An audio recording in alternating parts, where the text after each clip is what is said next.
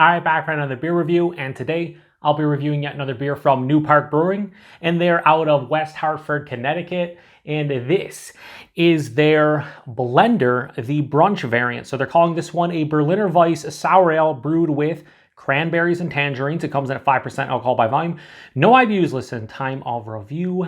And this can is approximately 3.5 months old. I want to give a huge thanks, shout out once again to a very good friend of mine and a viewer of the channel, Rick, for this beer. So big thanks to him. In the description box, I'll post a link to the beer mail unboxing video I did that contains all the goodies that Rick sent my way. And he sent me a bunch of awesome Connecticut beers. He sent me a bunch of New Park, and he sent me two within the blender series. The first one I already reviewed. It was their blender, the Festivus variant, and not only a fantastic name, but a delicious beer. And he also sent me this one. But full disclosure, I've had this one before. I actually reviewed this one with the FLX boys, Dan and Mike, on their channel. I believe it was early last year, and I gave it a 4.3 out of 5, and I said it basically tasted like carbonated orange / tangerine juice, kind of like a mimosa. But I wanted to review this one on my channel because Rick was nice enough to send it to me, and I am reviewing this on a fresh palate when I hang out with Dan and Mike. We usually, review quite a few beers, and sometimes the palate isn't,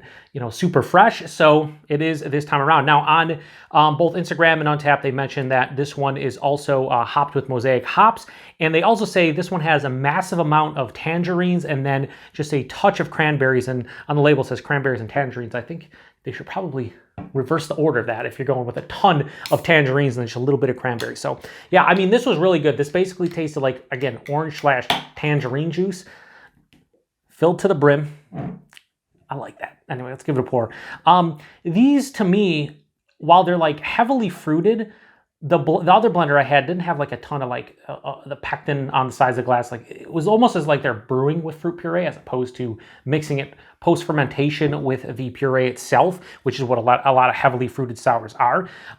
So I think it becomes more drinkable, crushable, refreshing just because it doesn't bog down the palate. So yeah, that pours out like something that would have both tangerines and cranberries in it. It definitely has like this pinkish, almost slight reddish hue. This is like a reddish orange as opposed to just straight out orange. This is very dark. This is almost like honestly kind of looks like maybe a blood orange juice or something like that. Very murky turbid, can't see through it. Had about a finger of an off-white, so sudsy looking head that is now dissipated to a thin film. Hold it up to the light. Yeah, you can't see anything through there. But yeah, that looks like some kind of, orange tangerine juice, something in that realm. Let's get a nose. Albeit a bit darker, obviously.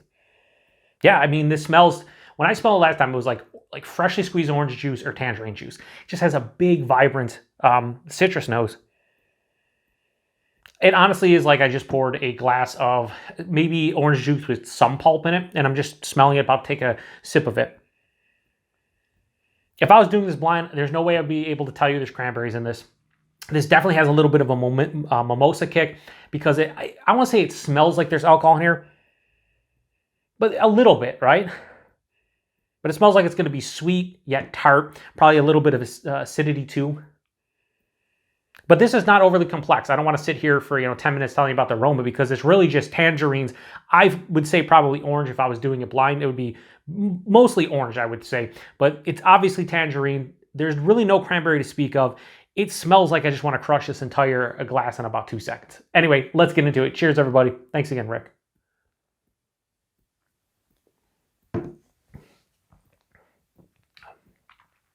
Yeah, it's precisely what it was the first time I had it. It drinks, I get why they call it brunch now. Some people I know for brunch obviously drink mimosas. That's a huge thing. This is kind of like a mimosa, but you had tangerine instead of orange. The body on this one, a little bit thicker than you anticipate. It's like higher side of medium, lower side of full. But the mouthfeel is fantastic. It's very effervescent. High carbonation on this one. Spritzy on the palate. It's very clean tasting, and it's also just, again, it's a refreshing mouthfeel. Like if you've ever had you cut the lawn or whatever, and you're having maybe like a soda pop or maybe like a carbonated water or sparkling water, that refreshing carbonation just with like hydration. That's kind of what this feels like. It's very mimosa-esque. It's simplistic, but done extremely well. Forefront, front, two back of the palate. It's tangerine. It's tangerine juice. You could say orange juice. I could maybe. Why do I keep on like repeating myself as I'm saying words? It's like the third time, but maybe I would even say blood orange. But it's a lot of citrus fruit from front to back. I'm really not getting the cranberry.